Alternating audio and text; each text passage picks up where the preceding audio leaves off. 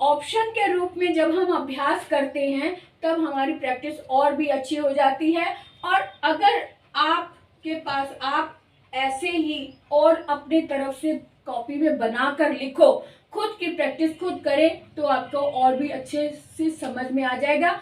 तो बच्चों, आज मैं आपके लिए एक और वीडियो लेकर आई हूँ। जो इससे पहले वीडियो बनाया था उसमें हमने बताया था, वो भी वैकल्पिकीय प्रश्न थे, लेकिन उसमें संधि के नाम हमने ढूंढने थे। और आज जो मैं वीडियो लेकर आई हूँ इसमें हम विच्छेद रूप देखेंगे कि संधि जो शब्द है उसका विच्छेद सही रूप क्या है। तो चलो देखते हैं आज का वीडियो। अरुणा कालिया की क्लास में आपका स्वागत है। और आज मैं शब्द लाई हूँ इस तरह से। पहला शब्द है नाविक, है ना। तो नाव में सबसे पहले नाविक में आव की साउंड आ रही है, इसका ध्यान में रखो। तो आव की साउंड आ रही है, यानी कि आव बनता है बड़े औ से, है ना। ओ जहाँ होता है, जहाँ पूर्व पद में ओ होता है वहाँ अव बनता है, जहाँ औ होता है वहाँ पे आव बनता है। तो ये बात ध्यान में रखते हुए हम देखेंगे। यहाँ लिखा है ना प्लस इक, ये नहीं हो सकता है। नो प्लस इक, नो जो है वो ओ की साउंड आ रही है, लेकिन यहाँ नो ओ से अव बनता है, इसलिए ये भी नहीं हो सकता क्योंकि यहाँ पे आव है।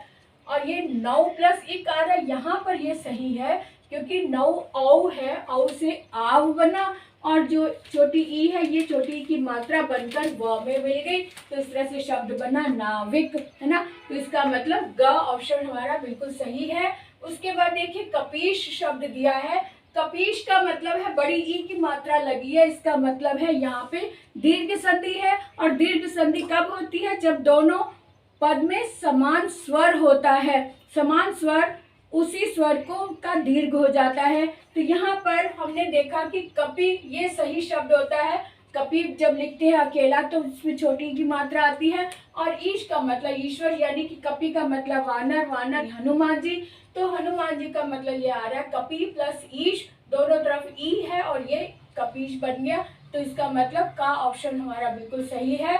आगे देखते हैं राजर्षि। राजर्षि को अगर हम विच्छेद करते हैं तो राजा प्लस ऋषि आता है ना। राजा प्लस ऋषि हमने सीखा था, जहां आ पूर्व पद में आ अ या आ हो और उसके सामने री, ऋषि वाला री हो, तो दोनों को मिलाकर अर बन जाता है। तो अर की साउंड ऋषि राजर्षि में राजर अर की साउंड आ रही है ना। तो इसका मतलब है कि ये हमारा ऑप्शन बिल्कुल सही है, राजा ऋषि। तो राजा ऋषि का राजर्षि हो गया। और ये विच्छेद कैसे हुआ, ये शब्द संधि कैसे हुई, ये मैंने पिछले वीडियोस में बहुत बार बताया हुआ है, आप उसमें जाकर देख सकते हैं। जितनी भी संधि वाली है ना, जो वर्षा ऋतु वाली जितनी भी वीडियोस बनाई हैं उसमें राजर्षि भी दिया हुआ है, आप उसकी डिटेल देख सकते हैं। उसका लिंक है वो भी मैं इसमें दे दूंगी, साथ साथ मैं देती जाती हूँ ताकि आप रिवीजन भी करते रहें। आगे देखते हैं स्वच्छ। स्वच्छ जो है, स्व जो है वो व की साउंड आ रही है। और मैंने कहा था कि अगर व से पहले व या य से पहले कोई आधा व्यंजन आए तो वहां यण संधि होती है ना। यण संधि का मतलब है कि यहाँ पर जो सु, यहाँ पर जो स्व है वहां पर सु है, उ से व बनता है ना। उ से व बनता है और ई से या बनता है। यहाँ व बना हुआ, इसका मतलब यहाँ पे सु है, सु प्लस अच है। तो ये ऑप्शन हमारा बिल्कुल सही है, सु प्लस अच। और ख ऑप्शन हमारा बिल्कुल सही हो गया क्योंकि सु से उ बना, उ से व बना और व इसमें मिल गया तो व पूरा बन गया। और स में से उ निकल गया तो आधा स बचा, इसलिए जब इसकी संधि करेंगे तो स्वच्छ बनेगा। इसलिए खा ऑप्शन हमारा बिल्कुल सही है। अभी पिछले वीडियोस में लगातार मैं यण संधि और अयादि संधि के बीच का भेद भी बताती जा रही हूँ, बार बार बता रही हूँ, तो आपको वो अच्छे से याद हो गया होगा कि यण संधि और अयादि संधि कब होती है। आगे देखो मरणासन शब्द दिया हुआ है, यानी कि यहाँ पर आ की साउंड आ रही है, बड़े आ की मात्रा है, इसका मतलब यहाँ पे दीर्घ संधि है ना। दीर्घ संधि का मतलब है कि दोनों तरफ अ ही होगा, समान स्वर होगा और दोनों को मिलाकर दीर्घ स्वर हो गया। तो यहाँ पे आ आया है, यानी कि दोनों तरफ आ होना चाहिए। मरण आसन, मरणा सन, मरणा नहीं होता, ये गलत हो गया। मरणास भी नहीं होता और मरण आसन ये भी नहीं है। इसका मतलब का ऑप्शन बिल्कुल सही है, मरण आसन, है ना, अ और आ मिलकर बड़ा आ हो गया मरणासन। ऐसे ही अधरोष्ठ, अधरोष्ठ में र में बड़े औ की मात्रा आई है। बड़े औ की मात्रा या बड़ी ए की मात्रा कब आती है?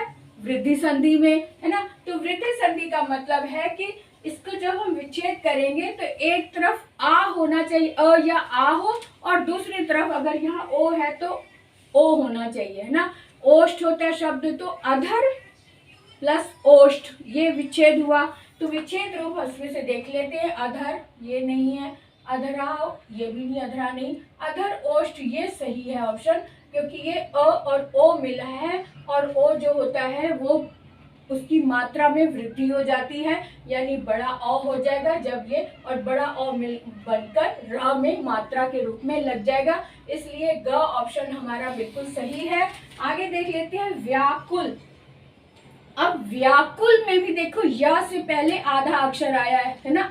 और अब जैसे यहाँ पर व्याकुल है, व्याकुल का मतलब है कि या आया है, या से पहले आधा अक्षर आया है, इसका मतलब ये यण संधि है। और यण संधि होने का मतलब है कि यहाँ पर ई आया होगा, क्योंकि य बना है, य ई से य बनता है, तो हम फौरन इसका जो विच्छेद रूप है वो अच्छे से समझ लेंगे कि वी प्लस आकुल आया है, क्योंकि वी आया है यानी ई आया है, ई का या बना, या के बाद आ आया है, आ की साउंड जो है वो मात्रा के रूप में लग गई, तो वी आकुल ये हमारा ऑप्शन बिल्कुल सही है। का ऑप्शन सही है, क्योंकि वी और आकुल, व में ई है तो ई और आ मिलकर या बन गया, और जो व है वो आधा रह गया, तो व्याकुल इस तरह से बन गया। ये भी गलत है, ये भी गलत है, और यह भी गलत है। यहाँ देख लेते हैं मुनीन्द्र।